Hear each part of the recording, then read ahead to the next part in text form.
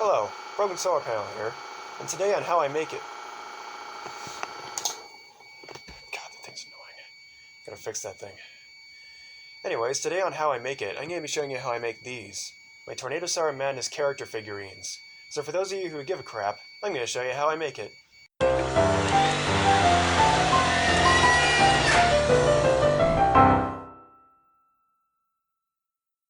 For this project, I'll need to open 3D Builder.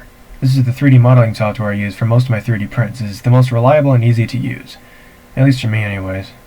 The complexity of the 3D modeling process for these figurines varies based on how many different 3D shapes there are in the model. For example, this model of a 2T22 has 23 cones, 4 cylinders, 3 rectangular prisms, and 2 spheres, all placed in their rightful places and orientations to make up the model you see here. After that's all said and done, the model is saved as an STL file and exported to another program called the slicer, which basically converts the STL file into a 3D printable code. The slicer I use is called Cura, and it came included with my 3D printer. After I put all the settings where I want them, it's time to encode it into a G-code. After the conversion process is done, the G-code file is then automatically saved to the microSD, and I can now move on to 3D printing this model. It'll come out in one single color. I prefer white, as it's better to paint onto white than it is to paint onto another color. Once the 3D printer is done crapping out the model, several days later, the support material is removed. There we go.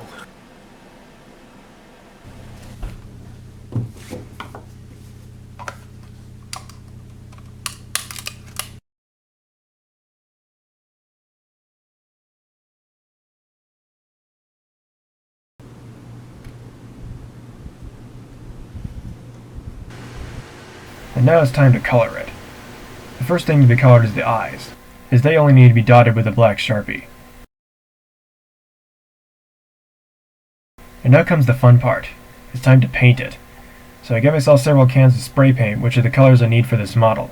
There are other ways to color 3D prints, such as using a brush, but personally I like to use spray paint because I can get a more even coating with it. And I don't really have any good skills with a paintbrush. I mean, come on, I'm not Da Vinci. To get the best results, I paint it one color at a time. In this case, I'll start with yellow. So I'll need to cover up all the parts of the model I don't want to be painted yellow with painter's tape. This includes the pole, the base, and even the eyes, because I don't want it to look like he has yellow eye drainage. Blech. Now the can says to shake it for 1 minute before use. Alright.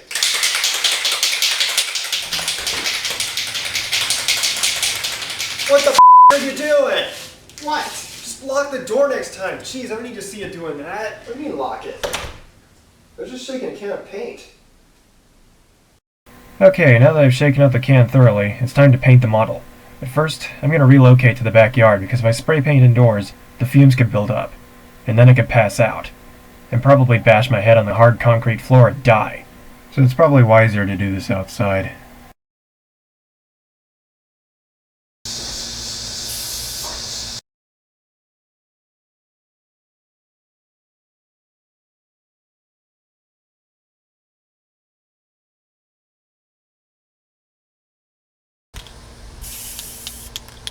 Now I'll let this dry. It says on the back of the can to handle it in 1 hour, so that I will do.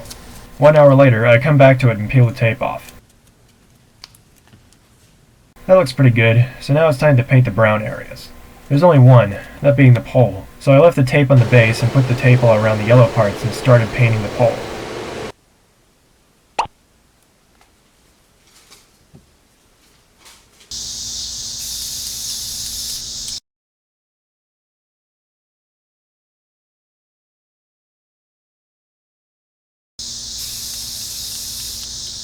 Then I let that dry for an hour before coming back to the final part, the base, which will be painted black.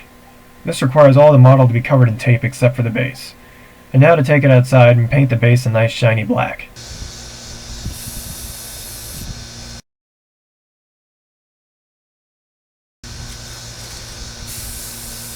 And let it dry again. But there's just one more thing. The bottom of the base isn't painted. So for this I just held the model with the bottom facing me and spritzed a little bit of black spray paint on it. Yes, I may have taken the tape off first, but it doesn't really matter too much as the base sort of shields the rest of the model when it's being painted. As long as I only spritz it, that is. It probably would have been a little better if I'd left the tape on, but hey, whatever works I guess.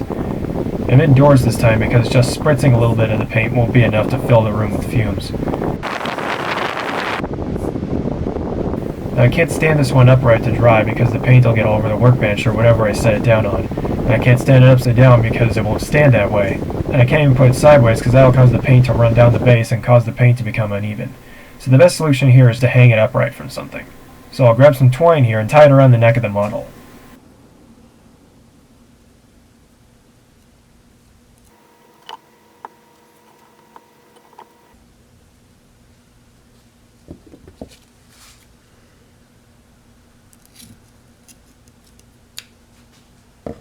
Then I'll string it up around a hook on the ceiling and let it hang.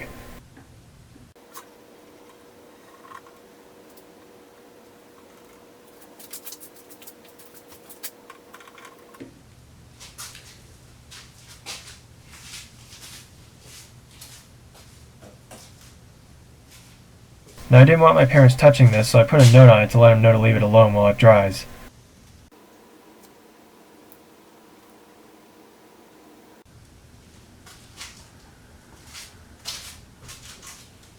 Several hours later, it's done. And now I can remove it from the rope and untie it.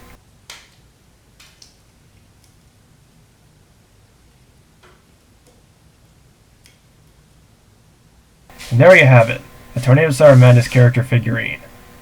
Now if you want to 3D print your own Tornado Siren Madness character figurine, I'd put links to the STL files of several different TSM characters in the description for the cheap price of only $3.49 per model file. More will appear in the description if I make more of them. Also, these are all on my merch store, by the way.